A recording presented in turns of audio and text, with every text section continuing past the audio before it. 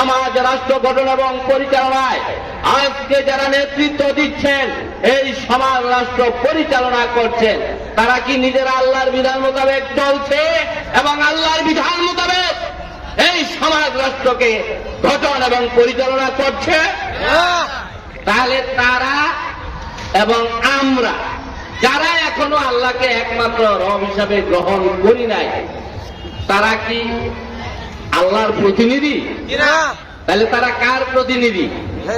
যদি আল্লাহকে রব গ্রহণ না করে, তাহলে তারা তো অবশ্যই কোনো না কোনো মানুষকে, যারা শয়তানের অনুসারী, তাদেরকে কি করছে? রব গ্রহণ করছে। তাহলে তারা আল্লাহর প্রতিনিধি না হয়ে কার প্রতিনিধি হয়ে গেছে? মানুষের প্রতিনিধি হয়ে গেছে। আর যারা আল্লাহর প্রতিনিধি, তাদের দায়িত্ব হল সমাজ রাষ্ট্র গঠন এবং পরিচালনায় আল্লাহর দেওয়া ব্যবস্থা,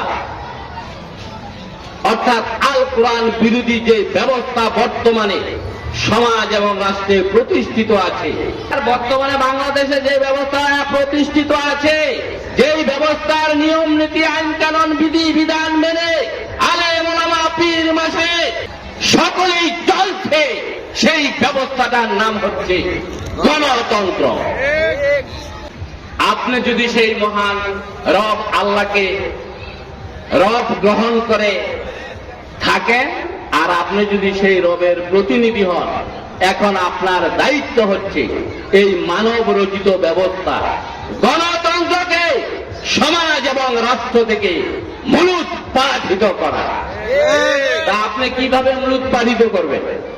আল্লাহ রাসূল হযরত মুহাম্মদ সাল্লাল্লাহু আলাইহি সাল্লাম আল কোরআন বিরোধী ব্যবস্থাকে যেভাবে সমাজ এবং রাষ্ট্র থেকে মূলোৎপাটিত করেছিলেন, আমরা যদি সেই রবের প্রতিনিধি হই এবং মুহাম্মদ সাল্লাল্লাহু আলাইহি সাল্লামের অনুসারী হই, তাহলে অবশ্যই আমাদেরকে মুহাম্মদ সাল্লাল্লাহু আলাইহি সাল্লামের দেখানো পদ্ধতিতে, দেখানো পন্থাই আমাদেরকে সমাজ এবং রাষ্ট্র থেকে আল কোরআন বিরোধী সংবিধানকে মূলোৎপাটিত করতে হবে।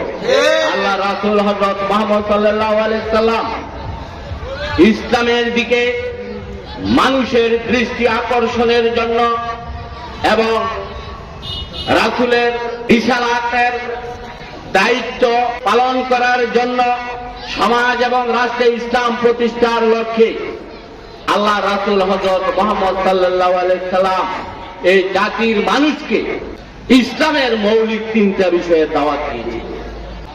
কারণ জাতির মানুষ ইসলাম অর্থাৎ আল কোরআন বিরোধী সংবিধান মেনে ওই সংবিধানের ভিত্তিতে যে নেতা নেতৃত্ব দেন, ওই নেতার নেতৃত্বেই সকলে কি ছিলেন? ঐক্যবদ্ধ ছিলেন। এই জন্য এই সমাজটাকে ভাঙার জন্য তিনি আল কোরআন বিরোধী সংবিধানের অধীন থেকে এই লোকগুলাকে বের করে ইসলামে নিয়ে আসার জন্য আল্লাহ প্রদত্ত জীবন ব্যবস্থা ইসলামের মৌলিক তিনটা বিষয়ে দাওয়াত দিয়েছিলেন। আমরা যদি বাংলাদেশের দিকেই তাকাই, তাহলে বাংলাদেশে এখন প্রতিষ্ঠিত আছে কি? গণতন্ত্র। তাহলে গণতন্ত্র অবশ্যই আল কোরআন বিরোধী ব্যবস্থা। তাহলে এই আল কোরআন বিরোধী ব্যবস্থার অধীন থেকে আল্লাহর রাসূল যেভাবে বিশ্বের মানুষকে ইসলামের অধীনে নিয়ে এসেছিলেন, আজকে আমাদেরকে এই আল কোরআন বিরোধী ব্যবস্থা গণতন্ত্রের অধীন থেকে দেশ ও জাতির মানুষকে মুক্ত করে ইসলামের অধীনে নিয়ে আসার জন্য ইসলামের মৌলিক তিনটা বিষয় প্রথম জানতে হবে, বুঝতে হবে এবং গ্রহণ করতে হবে। যারা দূর থেকে শুনছেন, আমাদের আয়োজিত সভাস্থলে না আসলেও আপনারা আমাদের কথাগুলো একটু মনোযোগ দিয়ে শোনার চেষ্টা করুন। তাইলে কি বলছিলাম? ইসলামের মৌলিক বিষয় হচ্ছে কয়টা? তিনটা। সহজ ভাষায় বলছি। প্রথম বিষয়টা হচ্ছে সমাজ ও রাষ্ট্র সহ জীবনের সকল ক্ষেত্রে সার্বভৌমত্ব, আইন বিধান ও নিরঙ্কুশ শাসন কর্তৃত্ব একমাত্র আল্লাহ। দুই নাম্বার বিষয়টা হচ্ছে সমাজ ও রাষ্ট্র সহ, সমাজ রাষ্ট্র বাদ দিয়া না, জীবনের সকল ক্ষেত্রে দাসত্ব, আইনের আনুগত্য ও উপাসনা একমাত্র কার? আল্লাহ। তিন নম্বরে সমাজ ও রাষ্ট্র সহ জীবনের সকল ক্ষেত্রে শর্তহীন আনুগত্য, অনুসরণ, অনুকরণ একমাত্র আল্লাহ রাসূল হযরত মুহাম্মদ সাল্লাল্লাহু আলাইহি সাল্লামের। এই তিনটা বিষয় হচ্ছে কি ইসলামের মৌলিক বিষয়। অর্থাৎ ক্ষমতার মালিক আল্লাহ, আইনের মালিক আল্লাহ, কর্তৃত্বের মালিক আল্লাহ। সুতরাং দাসত্ব করতে হবে আল্লাহ, আনুগত্য করতে হবে আল্লাহ আইন বিধানে, এবং আল্লাহর সর্বশেষ মনোনীত নবী ও রাসূলের শর্তহীন আনুগত্য, অনুসরণ, অনুকরণ করতে হবে। আপনি যখন যে আইনটা পালন করবেন শুধুমাত্র কেবলমাত্র একমাত্র মুহাম্মদ সাল্লাল্লাহু আলাইহি সাল্লামের অনুসরণ এবং অনুকরণে আল্লাহর সকল বিধিবিধান পালন করতে হবে। আপনার আমার মর্জি মতো নয়, কোন শয়তানের মর্জি মতো নয়। ইসলামের বিপরীত মানুষের মন গড়া, মানুষের তৈরি যত ব্যবস্থা, সব ব্যবস্থার কথা বলে লাভ নাই, সময় নষ্ট। কারণ আমাদের সমাজ এবং রাষ্ট্রে যে ব্যবস্থাটা প্রতিষ্ঠিত আছে, এই ব্যবস্থাটার নাম হচ্ছে কি গণতন্ত্র। তাইলে গণতন্ত্রটা হলো কার তৈরি? মানুষের মন গড়া তৈরি ব্যবস্থা। এই ব্যবস্থাটা নাম কোরআনে বলা হচ্ছে কি জাহিলিয়া।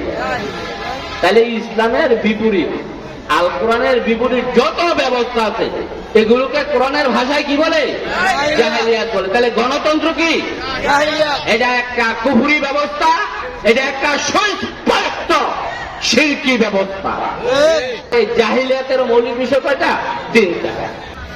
এক নম্বর বিষয়টা হচ্ছে সমাজ রাষ্ট্র গঠন পরিচালনায় সার্বভৌমত্ব, আইন বিধান, কর্তৃত্ব কার?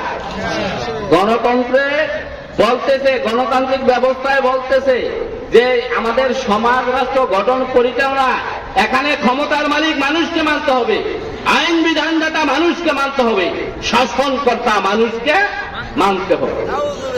দ্বিতীয়ত, এই গণতান্ত্রিক ব্যবস্থায় যে নীতিরা ঠিক করছে যে সমাজ রাষ্ট্র গঠন এবং পরিচালনা, এখানে নত হতে হবে মানুষের কাছে। আর আমরা যারা আইন তৈরি করছি, আইন বানাইছি, আমাদের সমস্ত আইন কি করতে হবে? পালন করতে হবে। এখানে আল্লাহর আইন বিধান টাইনা লাভ নাই, এই সমাজ রাষ্ট্রে আল্লাহরে টাইনা লাভ নাই, এই সমাজ রাষ্ট্রে আল্লাহর আইন নিয়ে আসার কোনো দরকার নাই। আমরা এমপি, আমরা মন্ত্রী, জনগণ আমাদেরকে রাষ্ট্রীয় ক্ষমতায় বানাইছে। তাহলে এই রাষ্ট্রকে গঠন এবং পরিচালনা করার জন্য আমরা যে আইন তৈরি করে রেখেছি, রান্নাঘর থেকে সংসদ ভবন পর্যন্ত প্রত্যেকটা সেক্টরে, স্কুল, কলেজ, অফিস, আদালত, কোর্ট, কাছারি, মসজিদ, মাদ্রাসা, হাইকোর্ট, জজ কোর্ট, সুপ্রিম কোর্ট, প্রত্যেকটা সেক্টরে আমাদের আইন আমরা সাজিয়ে রেখেছি। তোমরা যে যেখানে কর্ম করো সেখানে অবশ্যই আমাদের আইন পালন করতে হবে। তৃতীয়ত, এই গণতন্ত্রে বলতেছে মানুষের আইন দিয়া যারা নেতা হইছে, নেত্রী হইছে, সরকার হইছে, ওই সমস্ত নেতাদের আনুগত্য, অনুসরণ, অনুকরণ করতে হবে। আপনারা কি ওই সমস্ত নেতাদের আনুগত্য, অনুসরণ, অনুকরণ করেন? চিন্তা করে বলতে হবে। না বলল আমি দেখতেছি আপনারা তাদের আনুগত্য, অনুসরণ, অনুকরণ করেন। কিভাবে? তারা যে প্রত্যেকটা সেক্টরে তাদের তৈরি এই নেতারা আইন চালু করে রাখছে কিনা? তাইলে সকাল থেকে সন্ধ্যা পর্যন্ত যে যেখানেই কর্ম করেন ওই সেক্টর গুলা কি কোরআনের আইন দিয়ে পরিচালিত হচ্ছে না তাদের বানানো আইন দিয়ে পরিচালিত হচ্ছে? তাহলে তাদের আইন বাস্তবে সকাল থেকে সন্ধ্যা পর্যন্ত আপনারা পালন করার অর্থ হচ্ছে ওই নেতাদেরই আপনারা আনুগত্য, অনুসরণ, অনুকরণ করছেন। বিগত ওই নেতারা এই আইনগুলো চালু করে রাখছে। প্রিয় বন্ধুরা, এখানে আমির সাহেব আছে, আমার আরো আগে কথা শেষ করে দেওয়া দরকার ছিল, কিন্তু একটা বিষয় এক জায়গাতে যাইতো, তো আমি শেষ করে দিচ্ছি। তাইলে কি বলছিলাম? ইসলামেরও মৌলিক তিনটা বিষয় বলছিলাম, মানব রচিত ব্যবস্থারও মৌলিক তিনটা বিষয় বলছিলাম। তাইলে মানব রচিত ব্যবস্থার মৌলিক যে তিনটা বিষয়, সার্বভৌমত্ব, আইন বিধান, কর্তৃত্ব, মানুষের এই বিষয়টা অমান্য করে, মানি না, মানব বলে সমাজ ও রাষ্ট্র সহ জীবনের সকল ক্ষেত্রে সার্বভৌমত্ব, আইন বিধান, কর্তৃত্ব একমাত্র আল্লাহর গ্রহণ করে আপনাকে ঘোষণা দিতে হবে রব্বুনা আল্লাহ, আল্লাহ আকবার। দ্বিতীয়ত, সমাজ রাষ্ট্র গঠন এবং পরিচালনা মানুষের দাসত্ব, মানুষের আইনের আনুগত্য অস্বীকার করে সমাজ ও রাষ্ট্র সহ জীবনের সকল ক্ষেত্রে দাসত্ব আইনের আনুগত্য উপাসনা একমাত্র গ্রহণ করে এখানে আপনাকে সাক্ষ্য অঙ্গীকার করতে হবে আশহাদু আল্লা ইলাহা ইল্লাল্লাহ। 3 নম্বরে সমাজ রাষ্ট্র গঠন এবং পরিচালনায় মানুষের মন দ্বারা আইনের ভিত্তিতে যে বা যারা নেতৃত্ব দিচ্ছে ওই সমস্ত নেতাদেরকে নাকচ করে ওই সমস্ত নেতাদের আনুগত্য অনুসরণ অনুকরণ ক্যান্সেল করে সমাজ ও রাষ্ট্র সহ জীবনের সকল ক্ষেত্রে শর্তহীন আনুগত্য অনুসরণ অনুকরণ একমাত্র আল্লাহ রাসূল হযরত মুহাম্মদ সাল্লাল্লাহু আলাইহি সাল্লামের অন্তরে গ্রহণ করে আপনাকে এর সাক্ষ্য অঙ্গীকার করতে হবে আশহাদু আন্না মুহাম্মাদা রাসূলুল্লাহ। আপনার এখন জাহিলাত আপনি আইসা গেছেন কোথায়? ইসলামে। এখন আপনার কাজ একটা, আপনি আলাদা থাকার কোন সুযোগ নেই। আপনি গ্রহণ করে আলাদা হয়ে যাবেন না। বাস্তবতার দিক থেকে যে নেতা যিনি এই বিষয়গুলোর ভিত্তিতে নেতৃত্ব দিচ্ছে পরিষ্কার ইসলামী সমাজের আমির হযরত সৈয়দ হুমায়ুন কবির সাহেব। এই আমিরের নেতৃত্বের আনুগত্যের অধীনে আপনাকে আসতে হবে এবং ঐক্যবদ্ধ থাকতে হবে। অথবা ইসলাম আপনাকে যা বলে ঠিক সেই কাজটাই আমিরের আনুগত্যের অধীনে থেকে আনটিল ডাই মৃত্যু না হওয়া পর্যন্ত আপনাকে করতে হবে, তাহলে আপনি কামিয়াব। আল্লাহ রাব্বুল আলামিন আমাদের সকলকে সঠিক জ্ঞান দান করো।